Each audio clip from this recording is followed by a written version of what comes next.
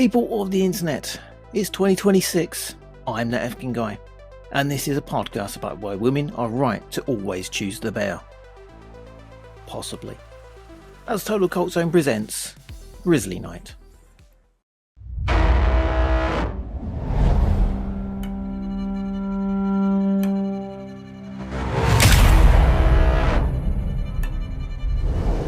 Hey Mom, I'm camping this weekend with Roy. I'll be safe, I promise. Give Dad a hug for me. Well, we better book it if there's any chance of catching our dinner before sundown. What about you? Are you any good with the rod? Hey.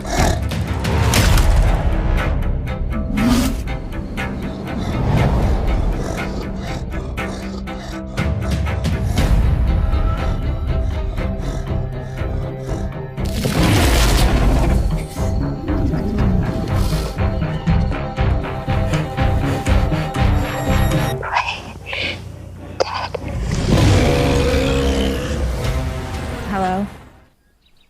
Hello. I have made it. You have made it.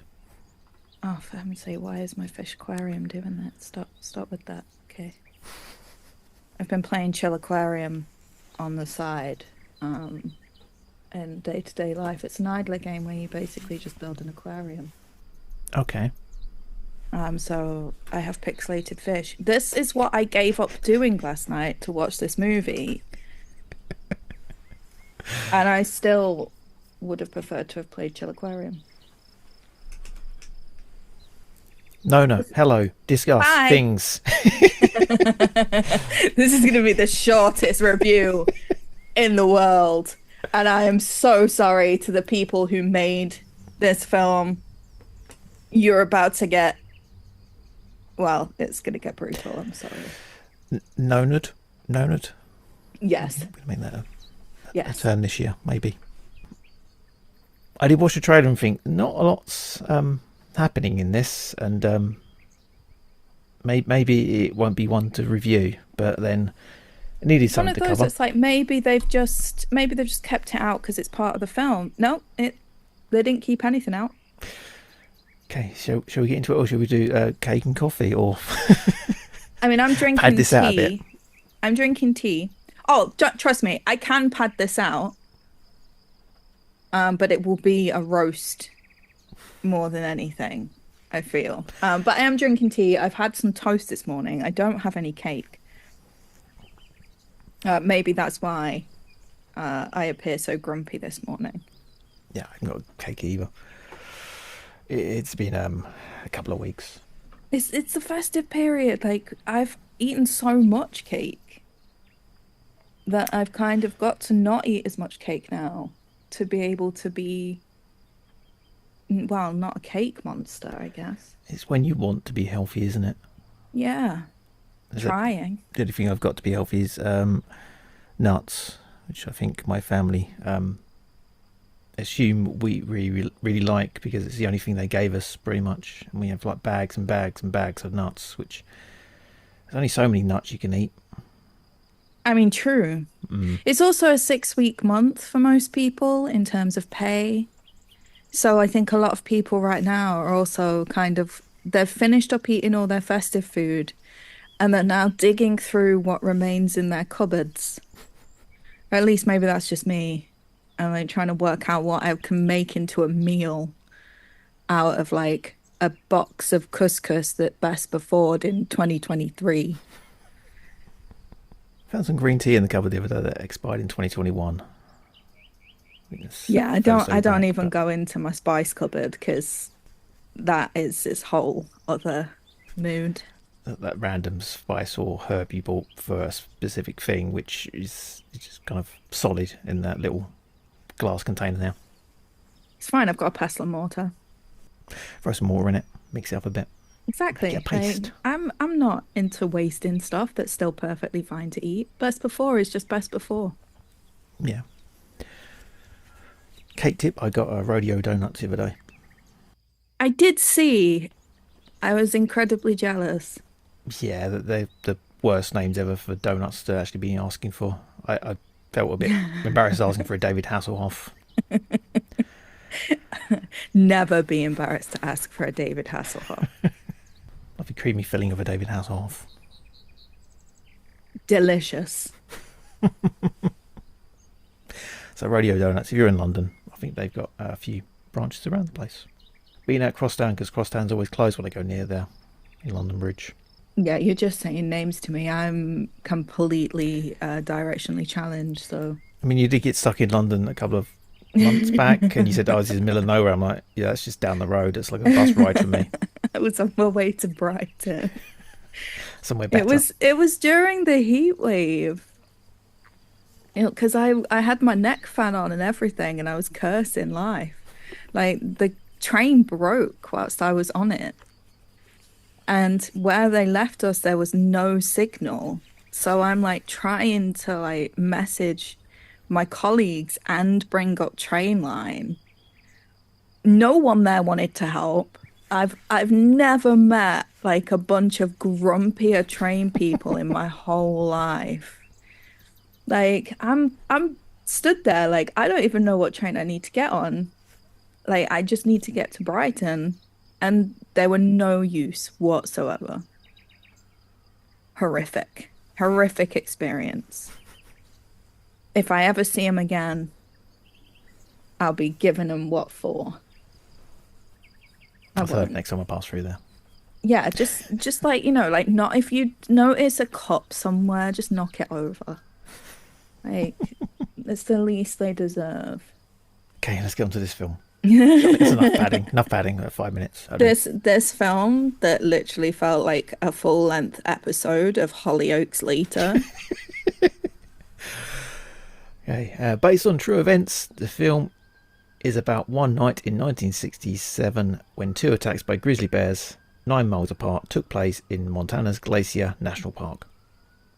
That's it. That's the entire synopsis of that one. Film stars Brec Bassinger from Final Destination Bloodlines and The Man in the White Van, Jack Griffo from The Thundermans, Charles Esten from The Postman. Is that the Kevin Costner film? Fuck knows. Oded Fehr from The Mummy and Star Trek Discovery. Boo. Joel Johnson from The Marvelous Miss Maisel.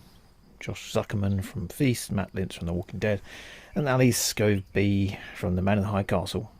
All people who have been in things. And Burke Doeren makes his feature directorial debut.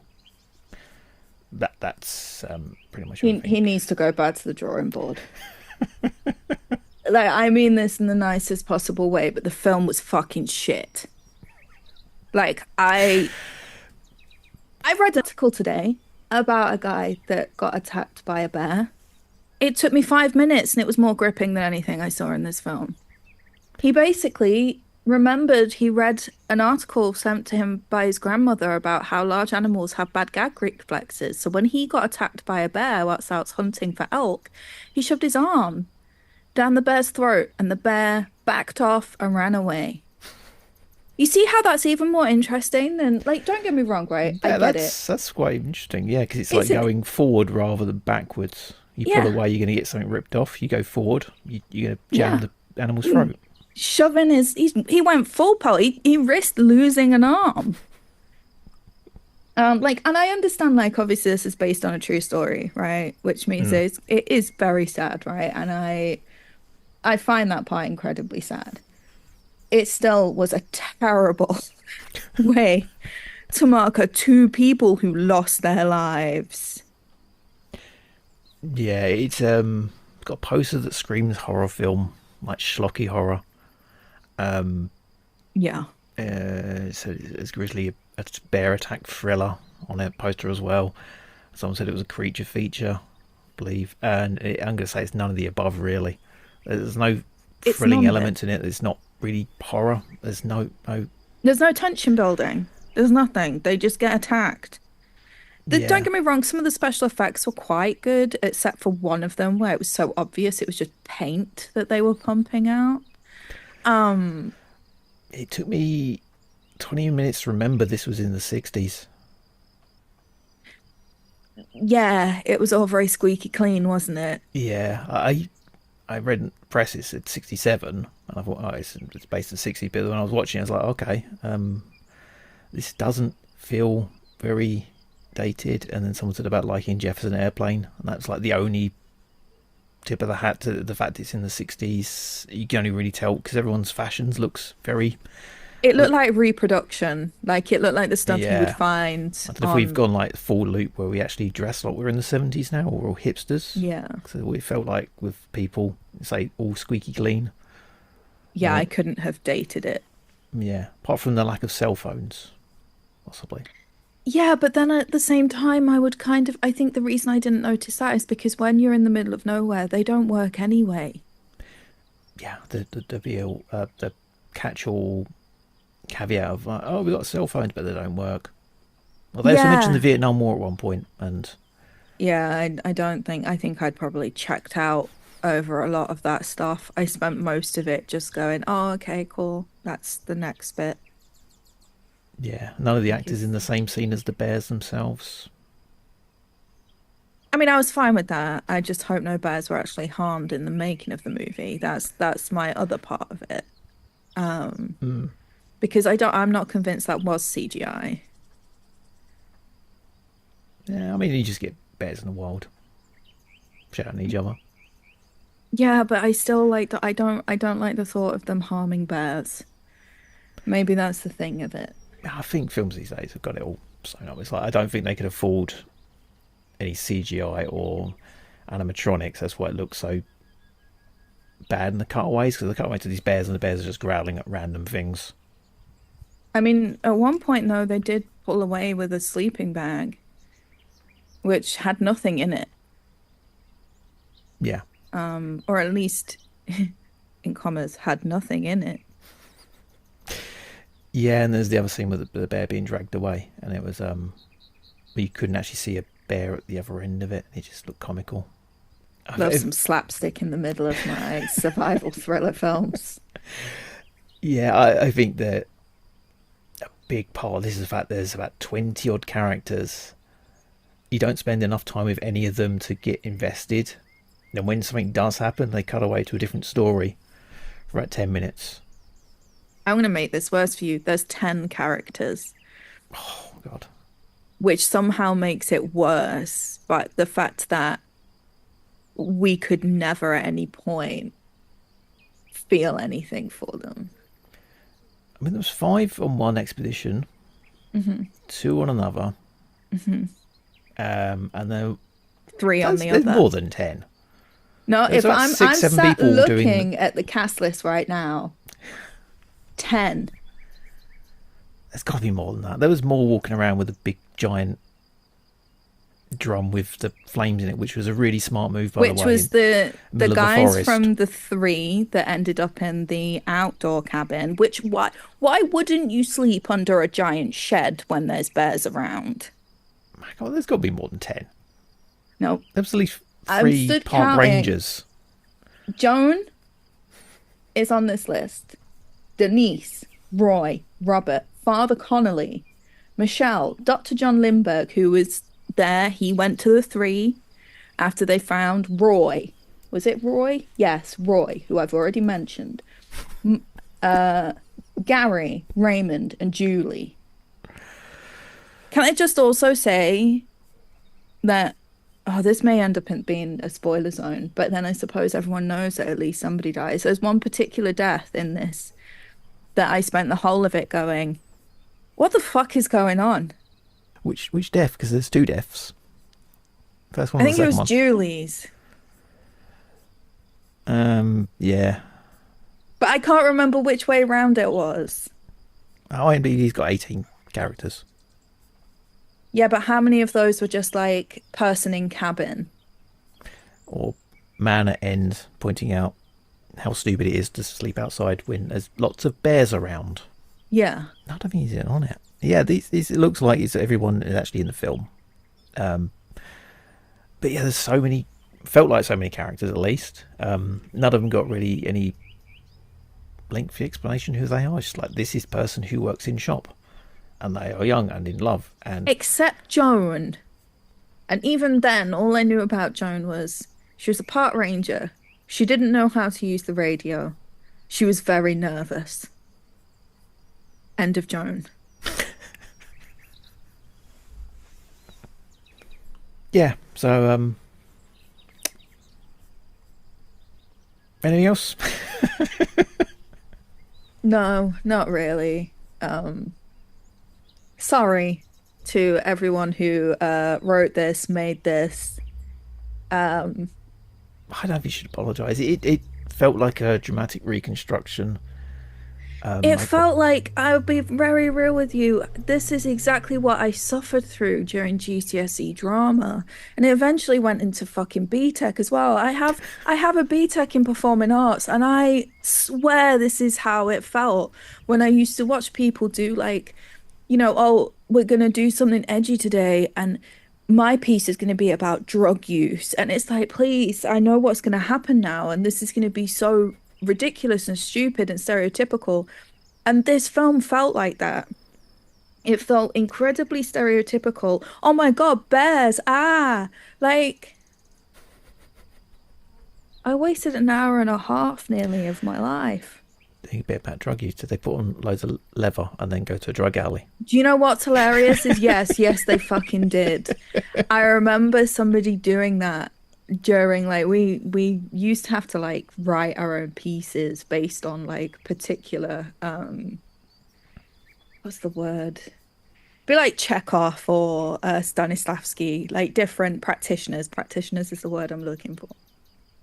And so you'd have to write, like, your own piece, and there was someone who did that, and yes, they did the whole, like, leather jacket down an alley thing, which is why when we watched that film I was like, fucking hell. I'm being taken back to being 16 years old and suffering this again. If there is a leather jacket, it must be used later in the film. Honestly, like, it has to be used for drug use only. Yeah, this could be a bold statement for this show, because if you've listened, you know we've suffered through some terrible stuff. This is the hardest watch ever for this show, because I'd rather watch fucking Heather Graham's film again, and that's fucking saying something. Thing is, that one was fun. Like, you could laugh at it. It was so bad it went through the other side of being enjoyable in a certain way, because if you watched it in a group, this is hindsight talking. It is, but you could watch that again and make fun of it, and you go, watch this is fun. But at the same time, it's not the way the people intended it being awkward to watch. It's just like, I'm really I'm not even bored. It's just like apathy. I don't care about any of these people. I like the bears. I had more issues with, like, the last scene with the two bears and the little cub. So I feel more for these characters, this cub and this bear, than I do anyone else in this film. When you start rooting for the bears, yeah, I agreed with the guy who's like, you know, it's a forest full of bears and they're sleeping outside. What do you expect? They're like the tourists that are sort of slamming for being, they're just tourists.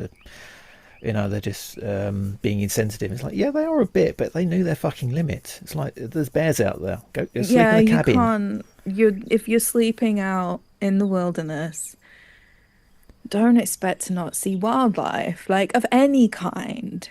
Yeah, there's this whole thing of, like, how the big odds of, like, having 2 bear attacks in one night. It's amazing. You don't usually get attacked by bears at 2 in one night from the same area. It's really rare. And I'm thinking, that's surprising, because I thought bears would have been sort of attacking humans quite a bit more often. I don't blame them. You're in their fucking area. I think bears don't generally attack human beings that often. And from what it said at the end of the film about the bear that they did find, because obviously there was a bit at the end, right, about what they actually ended up doing and how bears eventually became protected. And it was talking about the fact that whilst they culled a bunch of bears, only one of the bears, they had conclusive evidence that actually did do the harm, and that bear had glass in its teeth that they believe was causing pain, which I would agree with, right? Because we all know, universally, we've all had pets. I've had cats when my cats have been in pain, and I've been trying to just take a look to see whether or not it's just, like, something that needs to be pulled off or not, because cats are also fucking stupid, or whether it's a vet trip, they are very likely to go, I beg your fucking pardon, and take a swing at you, right? Because they're in pain and they're scared. But it is one of those things of like, that was more interesting than the whole fucking 87-minute film run that I'd watched previous. Yeah, it's so the true event. Probably most of the stuff they got from it was based on the book Night of the Grizzlies by Jack Olson, written a couple of years afterwards. Movie pretty much tells it to the letter, even down to the sleeping bag zipper of one of the characters not being able to open it and being stuck, so they couldn't escape. The book, apparently a decent read, quite graphic, said to have influenced James Herbert's The Rats and David Morrell's First Blood, which was Rambo.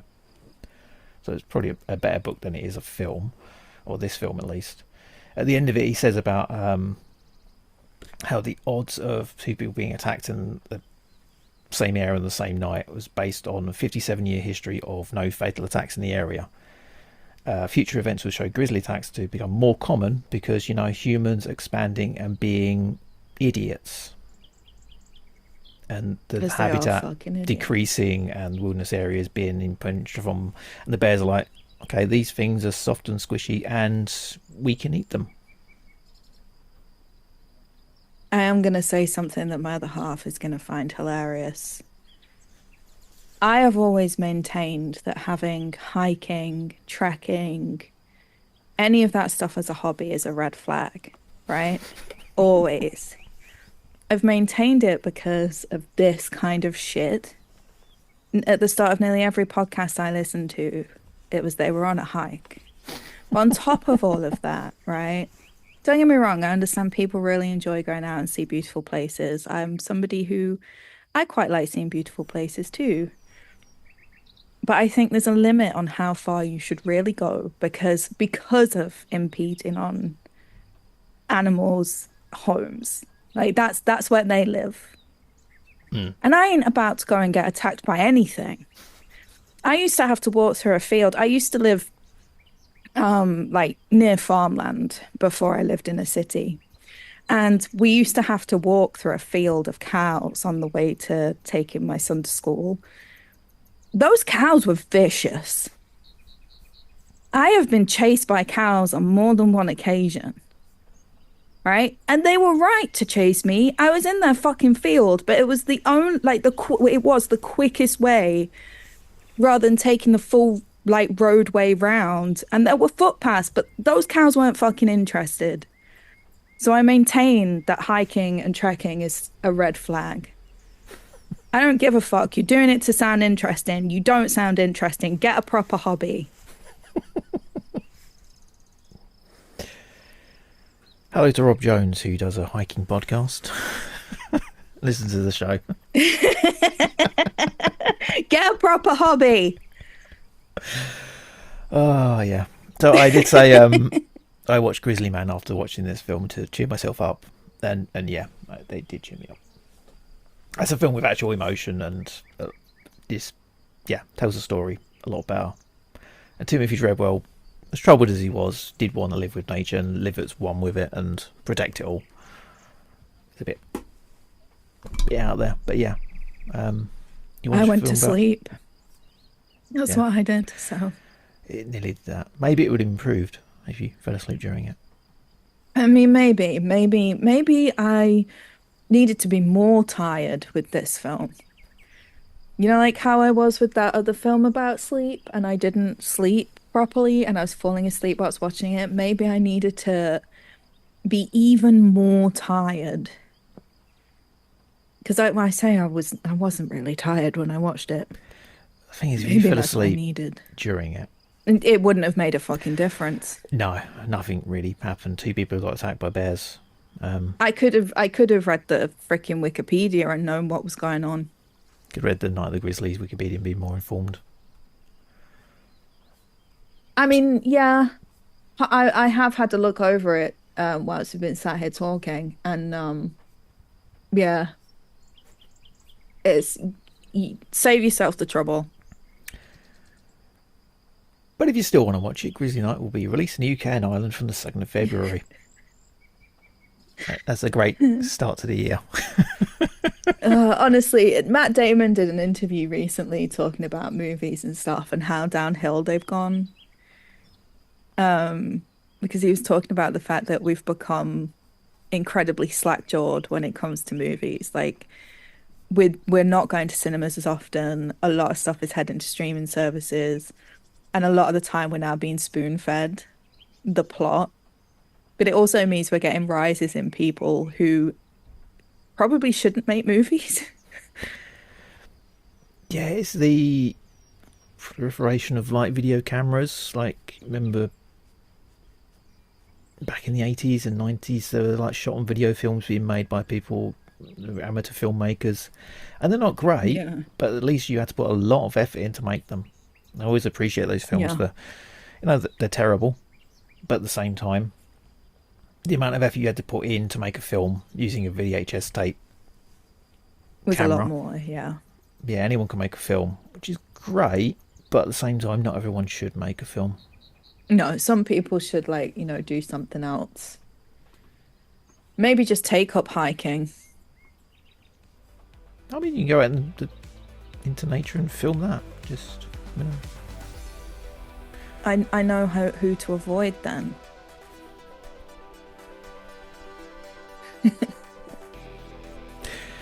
Where can we find you online?